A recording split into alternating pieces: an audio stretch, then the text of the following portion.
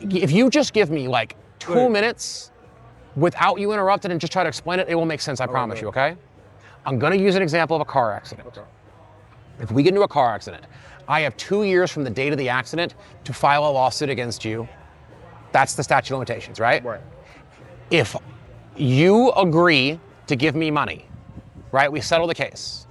I dismiss the case with prejudice, which means I can never file the case against you again, right? Case is done, doesn't matter the timeline. Okay. Now let's say I agree to dismiss, you agree to give me the money and agree to let me dismiss it without prejudice, right?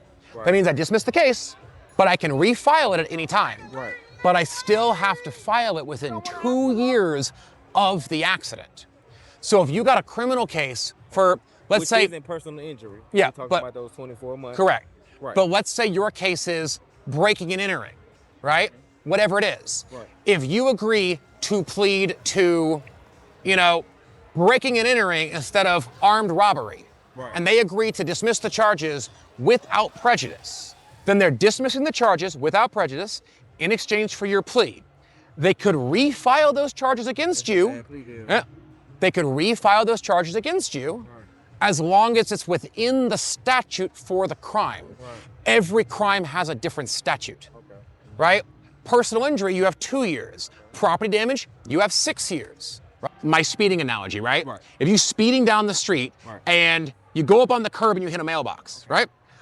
I can write the police report, write you the tickets. The prosecutor can decide to only charge you with speeding, right? And then 6 months later, they can charge. No, because I'm getting overcharged from junk. Because my first original state charge was some bullshit over 100,000. Okay. So here's my thing that here's what you're missing, right? They're not related.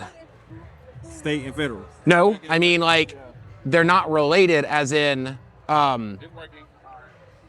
if you are drunk with drugs in the car, driving down the street, and you're swerving, and you're doing donuts, and you get pulled over for reckless driving, right?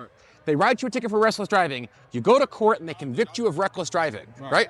That doesn't mean 6 months later they can't come back and then arrest you for DUI. And then 6 months later come back and arrest you for the drugs. And then, because they're all separate crimes. They just chose to, well, yeah, but they just chose to prosecute you for the one crime that day, right?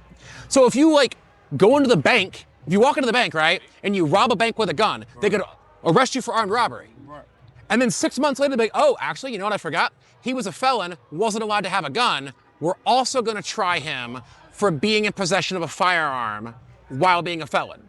Separate charge.